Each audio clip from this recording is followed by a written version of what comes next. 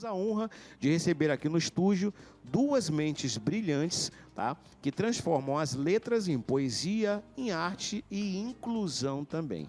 Primeiro, tá? Maviael Melo, um verdadeiro artista das palavras que nos encantam, né, com a sua música, os cordéis, trazendo a essência do Brasil em suas criações.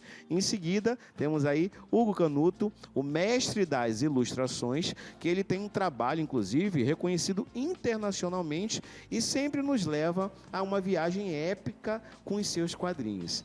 E agora, gente, antes de mergulharmos nesse oceano das histórias, uma pergunta para os dois que estão aqui do lado. Meninos, sejam todos os dois muito bem-vindos. Para a gente é uma honra tê-los aqui, receber artistas do porte de vocês aqui no nosso programa. Agora eu quero saber de vocês dois, tá? Qual é o verdadeiro poder da leitura nas nossas vidas? Passa às vezes, né? Boa tarde, Alex, aos ouvintes, aos telespectadores do programa Universo. O poder da leitura na nossa vida é transformador. É de transformação, é de resistência, é de formação e é de militância de vida.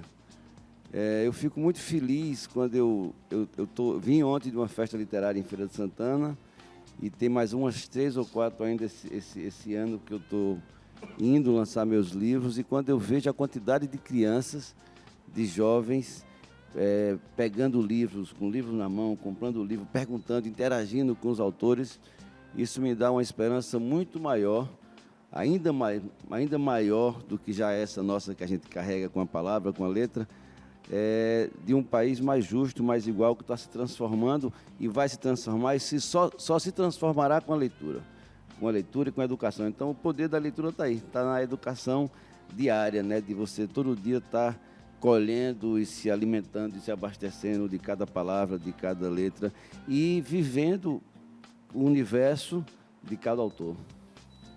Bacana. E você, Hugo? Boa tarde, Alex. Boa tarde aos telespectadores do programa Universo. As palavras do meu colega, desse artista que eu admiro, eu acho que elas definiram muito bem. A leitura, ela é transformadora, ela amplia a nossa percepção de mundo, ela amplia a nossa percepção sobre as culturas que formam o mundo, os diferentes povos, os diferentes pontos de vista, línguas. Então, quem lê, quem mergulha nesse universo das palavras, e no meu caso, palavras e imagens, eu acho que são pessoas que conseguem transcender do cotidiano e alcançar outras formas de ver o mundo, sonhar possibilidades de existência e tirar a gente um pouquinho do real e levar para outras percepções. Hugo, deixa eu te parabenizar, tá? Pelo poder que você tem de conseguir, através dos quadrinhos, né, a passar a poesia, a mensagem que quer ser passada. Você que está tendo aí o reconhecimento internacional. E eu já vou te fazer a pergunta sabendo da resposta, né? Uhum. Como que é, né? Eu sei que a dificuldade, a gente está falando aí, queria até que a produção mostrasse alguns trabalhos aí, olha, do Hugo.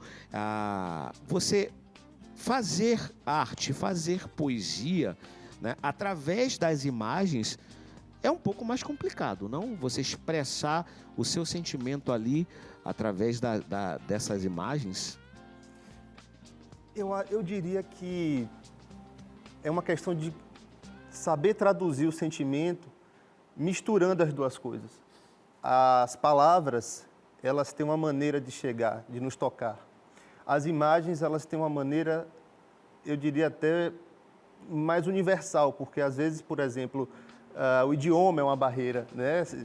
Se eu escrevo em português ou se uma pessoa escreve em inglês, já tem uma diferença. Mas a imagem transcende essa questão da linguística e toca as pessoas pela cor, pelo sentimento. A ilustração, a arte, é também uma maneira de contar a história. Assim como o texto de um livro, a imagem conta histórias, né? No momento que você tem um elemento, um olhar, ou uma determinada pose, uma determinada cor na atmosfera daquela cena, está contando uma história. Então, a arte dos quadrinhos, que é mais ou menos ali onde eu me insiro no trabalho, ela traz esse casamento do texto com a imagem e é desse casamento que surge essa relação, né, com o leitor, enfim, com quem usufrui da obra. Pronto, eu queria falar aí do seu projeto Contos dos Orixás, tá? Que vem sendo muito bem abraçado, Sim, vem sendo felizmente. muito bem elogiado pelo grande público. E eu queria saber em que momento da sua caminhada você deu esse start, né? Para estar falando da religiosidade, culturalmente falando, expressando através da arte, né? E não sei se eu tenho certeza que você vai concordar comigo, que isso acaba quebrando uma certa barreira, né? Porque hoje ainda existe a intolerância religiosa e eu acho que através da imagem, como você falou, a imagem é universal, eu acho que isso fica um pouco mais absorvível, digamos assim. Se eu estiver errado, você me corrija. Não, você está certíssimo. Eu acredito que, como nossa, desculpa, gente. Hoje as O palavras. ao vivo não. é porque esse assunto me emociona muito, porque me remete a uma grande pessoa que trabalhou comigo, que foi o professor Adelson de Brito, e foi graças a ele que esse trabalho existe. Ele é um sacerdote estudioso do candomblé que orientou esse trabalho e que fez com que a gente chegasse, né, graças às imagens, graças à pesquisa, graças à beleza, à grandeza dessas histórias dos orixás, a construir, através da história em quadrinhos, eu diria, um instrumento capaz de provocar reflexão e tentar, de alguma maneira, agir diante de todo esse contexto de intolerância e muito dura, né, que se sobrepõe a todas as culturas não hegemônicas. Então, eu acho que a gente conseguiu, de alguma maneira, com o nosso trabalho, cumprir esse objetivo, que é democratizar, que é levar principalmente para as escolas, né, os grandes espaços de discussão hoje, que são as escolas, os professores, essas histórias de muita beleza, de sabedoria, que são os itã, as narrativas, as histórias de tradição oral sobre essas divindades da nossa cultura, da nossa religiosidade. Bacana. Eu queria falar agora com você, Mavel, já que a gente está falando sobre a importância, né, da preservação e da exaltação da cultura. Quero te parabenizar por você manter viva e acesa a literatura de cordel, que você desempenha com maestria. E eu queria saber de você como que a literatura o cordel, na verdade, te influenciou nessa sua caminhada como poeta, como escritor. Bom, eu sou de uma região em Pernambuco, no Vale do Pajeú, onde todo mundo consome poesia ou escreve poesia diariamente. Em algumas comunidades as pessoas já falam rimando, né? Então já é uma comunicação. Eu pegando um pouco, antes de chegar aí do cordel na minha vida, eu pego um pouco da fala aqui de Hugo, onde ele fala que a imagem remete a uma poesia. No nosso caso da poesia, a imagem nos traz as palavras. Patativa do Assaré, o grande cordelista, que foi uma das referências na minha vida, dizia que para todo canto que ele olhava tinha um verso cibulino. Meio que quem trabalha com poesia, é um pouco disso, cada imagem. Então o cordel, ele veio comigo desde a infância. Eu aprendi a ler com a literatura de cordel. Meu pai era cantador, contador de história, repentista, sanfoneiro, e meu pai trazia para casa o livreto de cordel, a gente pequeno nos dava e a gente ficava folheando sem saber ler. Ele pegava, lia para a gente depois e a gente ia memorizando até as letras, e aí o cordel foi a minha referência de leitura, de primeira leitura. E aí eu fui para a escola já sabendo ler, depois cresci acompanhando as rodas de cantadores de viola dos cordelistas, então eu cresci nesse meio. Então a minha referência poética vem dessa abastecida desde a infância, mas eu só vim me perceber poeta cordelista já aos quase 30 anos. Então assim, há 25 anos atrás eu comecei realmente a escrever cordel. Até então eu só gostava de ler, só gostava de ir para as cantorias. Quando eu comecei a escrever, aí eu entendi que eu tinha ali uma missão com aquele cordel, uma função com aquele cordel, que era não deixar que as coisas se ausentassem da minha vida como eu vi muitas coisas da cultura se perdendo. Então, o cordel, a minha primeira coisa que eu fiz quando eu comecei a fazer cordel, e comecei a entender que eu sabia ensinar cordel, foi para as escolas. Então, há 20 anos eu tenho o Edu Cordel, que é um projeto de educação em cordel, que já foi premiado 4 vezes pelo Ministério da Cultura, e nós temos 6 livros escritos por alunos. Então, eu chego na sala de aula, eles começam a entender que o cordel tem a métrica da cestilha e a rima tem um link com o rap que eles escutam, ou tem um link com o aboio que eles escutam do vaqueiro, e eles começam a entender que faz parte do cotidiano. Agora a gente traz para essa construção, na sala de aula, a vivência deles, o universo deles, o que circula eles ali. Então eles escrevem pelo que eles veem. Então a imagem que eles têm diariamente geram as palavras que eles colocam nos cordéis, e isso vira livro. Eles falam de drogas, falam de violência, falam de poluição, falam de tudo, mas dentro do contexto dele. Falam da musicalidade que eles estão convivendo. Então, tudo isso a gente traz para dentro e vai dialogando. Aí vem a questão da leitura, você vê, tudo é leitura. Aí, quando começa a construção, você vê as dificuldades de um, vê de outro. Aí você percebe que eles não leem, não gostam de ler. Tem aluno que não vai nem na biblioteca, que nunca pegou um livro. Então, através do cordel, ele começa a despertar que ele precisa interagir, né? Que ele precisa entender que ele tem que ler mais. Quem lê mais se abastece mais de vocábulos. E através também, não só do cordel, como da música. Eu queria aproveitar aqui, que você já está aí com o seu instrumento de trabalho. Será que você pode dar a honra e o prazer de tocar alguma coisa aí pra gente? Vou fazer uma canção aqui, deixa eu ajeitar aqui o microfone, que com o violão tem que dar uma ajeitada aqui mais. Tá. Baixar um pouquinho.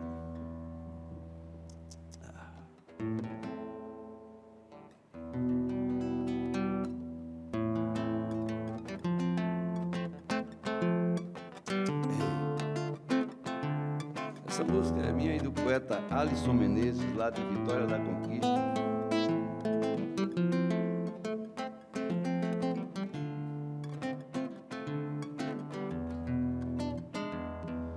Há tantas direções, brilho de farol, ciclo de marés e suas ondas no vai-vem sem fim. Viver é mesmo assim, um fogo de vulcão, uma estação aberta para tantas dimensões, tantas destilações, apuros, vendavais, velas e pensamentos mergulhando em sonhos, cores, ilusões, olhares a singrar na busca de encontrar a rota certa de chegar no tempo que deriva e novamente amar no porto das paixões. Por toda a minha vida, por toda a minha vida, por toda a vida eu quero amar você. Por toda a minha vida, por toda a minha vida, por toda a vida eu quero amar você. Todo mundo canta assim, ó.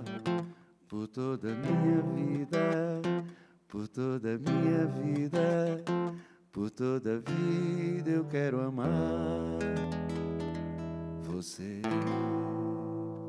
Rapaz, aplausos. Aplausos de verdade. E só reafirmar a honra e a satisfação de ter 2 artistas do porte de vocês, viu? Hugo, Obrigado. você também, Maviael. Que honra. Né? Um bate-papo descontraído, literário. A gente já estava com os nossos 2 convidados aqui, Maviael, né? Hugo também, e agora chegou Márcia. Bem-vinda, viu, Márcia? Márcia é escritora infantil e vai bater esse papo aqui também da gente, porque ser escritora já é algo que é sensacional. E escrever para criança, eu acho que é uma gratificação muito grande também, né? Pela linguagem e por trazer, né, esse início, né? Colocar esse gosto, apurar a literatura, a leitura para a criança. Que nos dias de hoje, né, dispensa comentários, essa guerra que nós vivemos do digital, né, de redes sociais e tudo, a gente vê que é uma grande briga realmente das escolas, com os pais, fazer com que a criança tenha essa vontade, né, de ler, de incentivar isso. E aí, Márcia é uma desses anjos, podemos dizer assim, como escritora, que faz com que a criança se envolva. Prazer, viu, Márcia? Seja bem-vinda. Me fala um pouquinho, né, sobre a sua trajetória, né, sobre os livros que você também já escreveu para a criançada. Olha, boa tarde, gente. Feliz, super feliz de estar aqui, dividindo esse momento com vocês. Falar de literatura é algo que me move, né? Acho que move, comove, incentiva, é algo muito mágico. E eu sempre escrevi, desde os 10 anos de idade, que eu comecei a brincar de escrever sem nem ter noção direito do que era a literatura, porque eu não cresci entre livros. Eu cresci no meio das histórias, né? A oralidade. O meu trabalho tem uma marca muito forte da oralidade. Cordéis, repentes, que eu escutava na feira livre, lá em São Sebastião do Passé, que é a minha terra do coração. Então, assim, lia muito, sempre gostei muito de ler. E escrevia versos, poemas, que eu escrevo até hoje, também sou poeta. Todo mundo lia, compartilhava, dizia, oh, que coisa mais linda, enfim. E aí, como professora, eu fui escrevendo para minhas crianças e elas gostavam muito do que eu escrevia. E até hoje eu tenho um hábito de, quando eu tenho uma história, de levar primeiro para as crianças, para que elas sintam essa história, elas conversam comigo. Às vezes eu mudo alguma coisa também, porque é super importante, né, essa escuta sensível. E qual é o segredo para justamente atrair, captar a atenção de uma criança? Porque é difícil, né? Assim, eu acho que a criança, até pela hiperatividade que ela tem, né, sensorial também, de muitas informações hoje em dia, principalmente, de a gente conseguir que a criança preste atenção, né, num livro, comece a ler, a degustar uma história, e observar isso, né, com vontade mesmo. Qual é o segredo de um escritor para captar isso e trazer a criança para esse universo? Eu penso que é estar encantada. Ninguém consegue encantar se não estiver encantado. Viver a leitura, de fato. Então, assim, as crianças gostam de escutar histórias. Elas se emocionam. As crianças com deficiências também. Recentemente, eu participei de um trabalho com a Maria Filipa Força e Poesia, e que as crianças, eu saí emocionada mesmo, porque elas ficam encantadas. Então, as minhas histórias, elas têm cheiro, elas têm sabor. Que maravilha. Porque isso vai atraindo, não é? Total. E quando eles perguntam, as crianças perguntam para mim, você escreve para que idade, né? Querem saber. Eu digo, bom, eu escrevo para todas as idades, porque todos nós, né, todas, todes, tem uma criança que é guardadinha ali dentro de nós, que se encanta. Então, para mim, a arte literária, ela não tem idade. Essa divisão é bem mercadológica, são outras questões. É uma questão mais comercial. É, mais comercial. Mas o que você falou tem total sentido. O que você falou, que suas histórias, seus livros têm gosto, tem né? gosto. Tem sabor. Tem. E aí a gente traz logo para esse universo o nosso querido Jorge Amado. Né? Que a escrita de Jorge Amado era justamente isso. A gente tinha boas histórias, mas o universo de Jorge Amado, você viajava aí, né? Nos sabores, né? Você sentia o gosto dessa culinária que ele colocava e descrevia tão bem da nossa baianidade.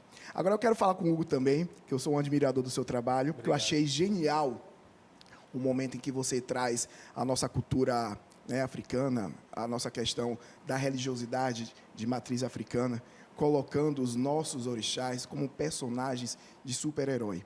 Né? Primeiro porque isso, né, você trabalha em afrontar mesmo, né, esse grande preconceito que existe com essa nossa religiosidade, mas, ao mesmo tempo, enaltecer, colocar o holofote de uma forma positiva para algo tão mágico e tão representativo na nossa cultura. Né? Em que momento é que surge essa ideia na sua vida? Olha, surgiu de vários caminhos, de vários chamados. Eu costumo dizer que é uma espécie, com muita humildade, de missão, né? Tentar levar não apenas as histórias, o que a gente chama de mito, né? Não no sentido de ciência, de conhecimento ancestral, de sabedoria, mas também falar de culturas que, apesar de fazerem parte fundamental, principalmente da civilização afro-baiana, de Salvador, do Recôncavo, do Brasil como um todo, ainda são muito desconhecidas, né? Quando a gente fala de cultura iorubá, civilização banto, ainda do ponto de vista das escolas, da educação em geral. Que é onde mora o preconceito, né? É com essa desinformação. Totalmente. Eu acho que a sala de aula hoje é o campo de disputa de ideias e meu trabalho felizmente, a gente dialoga com vários públicos, estudiosos, adeptos das religiões, das diversas religiões de matrizes africanas, tanto no Brasil quanto fora, mas também a gente consegue construir ponte com pessoas que não conheciam ou que, por questões de vida ou de formação, foram nutridas com certos preconceitos. Então, acho que foi um caminho, uma ferramenta que a gente construiu para poder mostrar a beleza, a grandeza, a sabedoria, né, desse universo, um recorte muito respeitoso, porque a gente faz uma pesquisa profunda, tem a vivência, tem um cuidado. E ilustrativo também. Sim, né? a imagem traz, né, É muito toda a forte, iconografia. é muito bonito de se ver. Não Que só são- de você de que é a contar, beleza deles, mas né? de olhar também. Sim, sim. Muito bom, muito bom. Eu vou passar agora para nosso querido Maviael também, para escutar um pouco mais, né, de poesia, que o pessoal em casa está acompanhando a gente, escutar um pouquinho mais também, né, de cordel, se for possível, a gente tem mais uma apresentação sua agora ao vivo no programa Universo. Tá, eu vou aproveitar então que a poesia ela me cerca, como eu falei no começo, desde que eu me entendo de gente, né? Meio que eu acho que eu sou meio que uma poesia andante de tempo integral.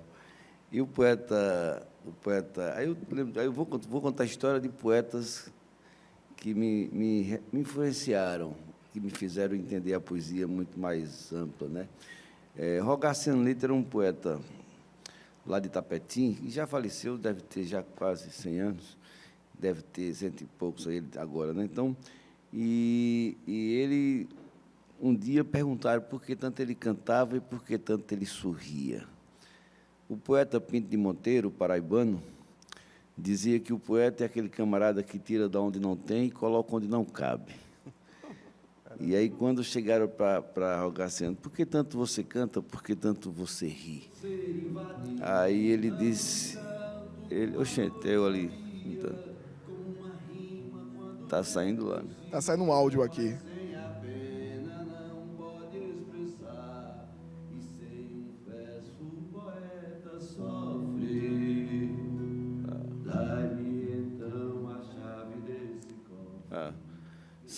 Isso aí foi no Festival Voador, lá em Conquista. Enfim, aí quando perguntaram por que tanto ele cantava, por que tanto ele sorria, Rogaciano Leite disse, quando falas que eu vivo cantando, também falas que eu vivo sorrindo. Se a vida é bela e este mundo é lindo, não há razão para viver chorando. Cantar é sempre o que a fazer eu ando, sorrir é sempre o meu prazer infindo. Se eu rio e canto é porque vivo amando, e se eu amo e canto é porque vivo rindo. Se o pranto morre quando nasce o canto, eu canto e rio para matar o pranto, e gosto muito de quem canta e ri. Bem logo vês por esses dotes meus, que quando eu canto estou pensando em Deus, e quando eu rio estou pensando em ti. Que maravilha. Palmas. Muito bom, muito bom. Esse encontro literário, minha gente, que nós estamos aqui aproveitando, degustando junto com vocês que estão acompanhando aqui o nosso programa Universo. Antes de passar a bola ali para o meu querido Alex Lopes, eu quero só mostrar, Márcia, se possível, você mostrar aqui para a gente os livros que você já escreveu, para as pessoas também poderem acompanhar, para a criançada, para os pais, para as escolas, né, entenderem a importância. Né? Maria Filipa, Força e Poesia, certo? É um deles aqui. Deixa eu pegar aqui o outro, por favor. Né? Jitirana, a menina das mãos mágicas. Esse aqui fala sobre o quê? Esse livro conta a história de uma menina negra. Meus livros trazem esse protagonismo. Essa criança negra, ela precisa se ver nas histórias à luz de um olhar mais positivo.